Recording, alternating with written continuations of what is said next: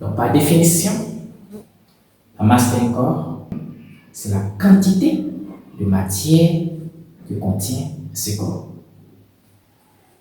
On prend par exemple une petite bille, la belle bille. Ok, lorsqu'on prend une bille, et puis on prend une grosse pierre, ça c'est une bille, ça c'est une grosse pierre. Cette bille n'a pas beaucoup de matière, alors que cette pierre-là, elle contient beaucoup de matière. Donc, oui, sa valeur, mais sa masse sera grande que la masse de la bille. J'espère que je comprends. Donc, la masse d'un corps, c'est la quantité de matière que contient ce corps. On définit souvent la masse d'un corps comme étant la grammaire physique mesurée à l'aide d'une balance. Bon, cette définition, elle est juste, mais aussi un peu de nuance, parce qu'on ne peut pas définir une grandeur par l'instrument de mesure. Mais les définitions diffèrent d'une classe à une autre. Quel est l'instrument de mesure de la masse? L'instrument de mesure de la masse, c'est la balance. Alors, voici dans mon objet ici. Je veux connaître sa masse. Qu'est-ce que je fais?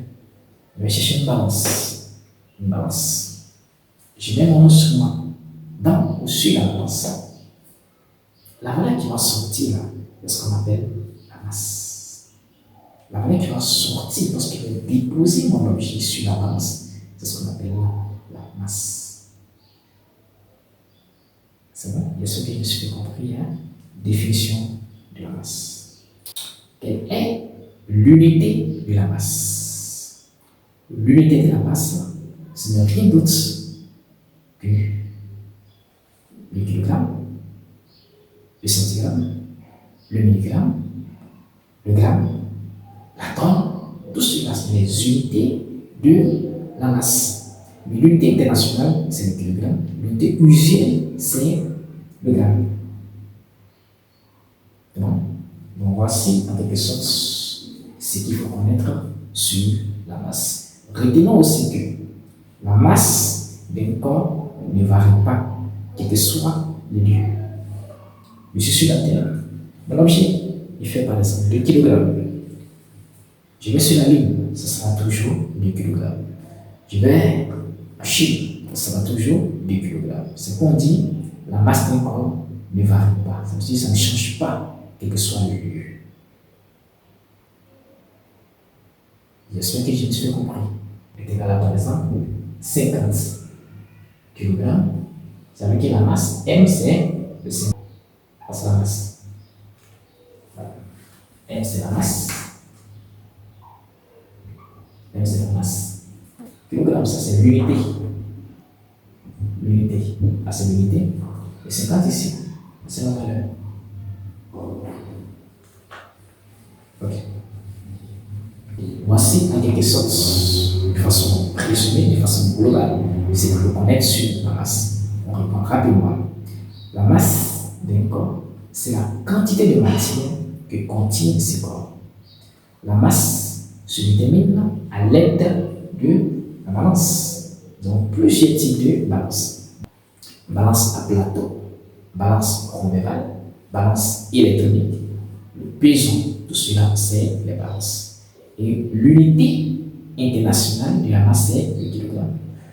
L'unité usuelle, c'est le gramme. Et en dehors de ces unités-là, il y a d'autres unités, à savoir le milligramme, le centigramme, le décigramme, le décagramme, l'hectogramme, le quintal, ainsi que l'atome. Tout cela, c'est des unités de la masse. C'est bon? Je sais que vous avez compris ce qu'on appelle la masse. Passons maintenant au poids. Le poids. Façon.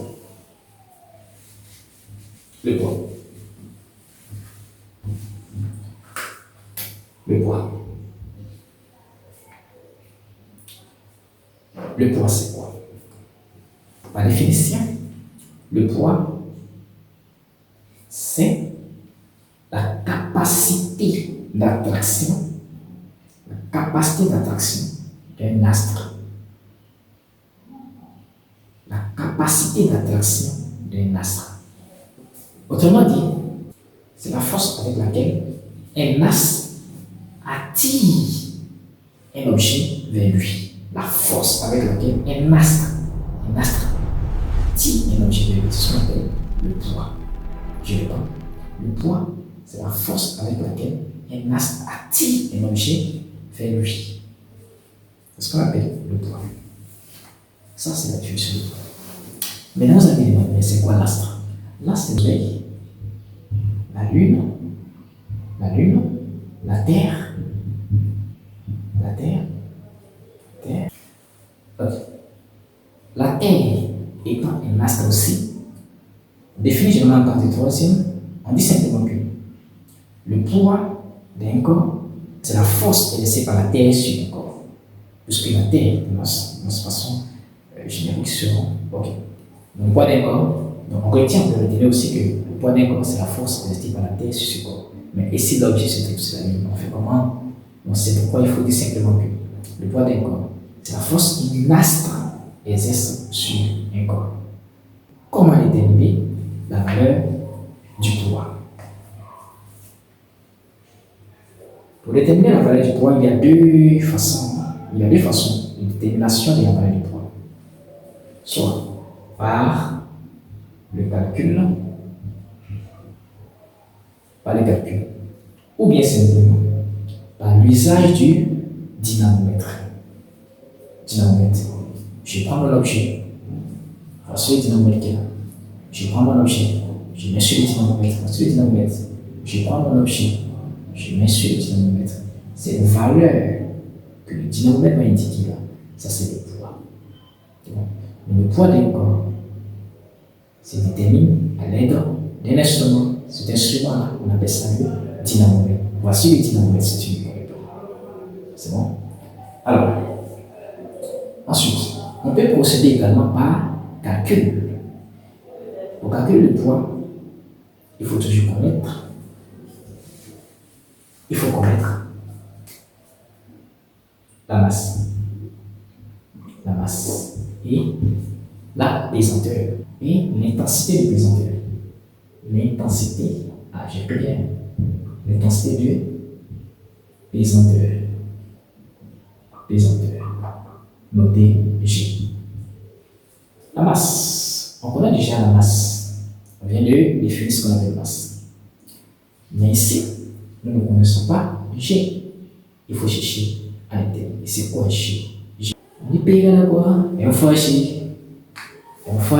P égale à quoi? M fois G. M c'est quoi? C'est la masse. Mais G, c'est la pesanteur. Bien l'intensité de la pesanteur. Mais il faut la comprendre. C'est quoi la pesanteur? Il ne suffit pas de retenir la formule. Il faut comprendre chaque notion. Il faut comprendre chaque valeur en fait. Il faut comprendre chaque grandeur. Connaître chaque grandeur. Il faut être capable d'expliquer. Il faut être capable d'expliquer. C'est ça. Il faut être capable d'expliquer. Il ne suffit pas de bosser la formule. Non. C'est vrai, il faut connaître la formule. C'est vrai, il faut connaître la formule, mais il faut aussi connaître. C'est ça la logique. La logique se cache derrière ces formules. C'est ça qui est important.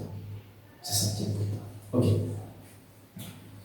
Donc, on est dit ici que P, c'est égal au produit de la masse par la pesanteur. Le poids, c'est égal au produit de la masse par la pesanteur.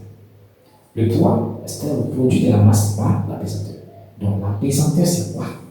La pesanteur, c'est quoi? Je te pose la question, c'est quoi la pesanteur? G. C'est quoi G? Qu'on appelle intensité de pesanteur.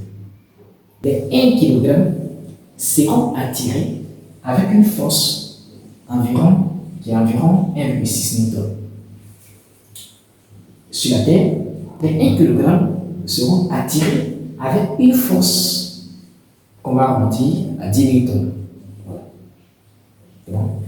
La puissance avec laquelle un astre va attirer une masse de 1 kg. Et la force avec laquelle c'est 10 N. c'est 10 newtons. Puissance avec laquelle la Terre va tirer l'objet vers elle, là, c'est 10 newtons. Lorsqu'on va sur la Lune, la puissance avec laquelle la Lune va tirer les objets vers elle, c'est 1,6 newton. C'est pourquoi on dit G sur la Lune, G sur la Lune est égal à 1,6 newton par kilogramme. G sur la Terre est égal à 10 newtons par kilogramme. Donc G sur la Lune, ça fait 1,6 newton par kilogramme. Et G sur la Terre, ça fait 10 newtons par kilogramme. J'espère que tu comprends. Alors, si vous avez compris la notion de intensité des pesanteurs, on va passer maintenant au calcul du poids. Donc, ma formule est là. P, ça fait M multiplié par G. G. G. L'unité, c'est newton par kilogramme. Et la masse, il faut que la masse soit toujours en kilogramme. Il faut que la masse soit toujours en kilogramme. Quand tu calcules le poids, il faut que la masse soit toujours en kilogramme. Si ce n'est pas en kilogramme, il faut convertir en kilogramme. Et P ici, lui, il est en newton. Donc, voici ce qu'il faut convertir. On peut déterminer le poids à l'aide du dynamomètre. On peut déterminer par calcul, connaissant bien sûr la masse ainsi que l'intensité de pesanteur. Donc, le poids d'un corps, on a dit de l'autre côté que la masse d'un corps ne varie pas. Mais ici, le poids d'un corps varie. Pourquoi ça varie? Ça peut varier parce que notre intensité de pesanteur peut varier.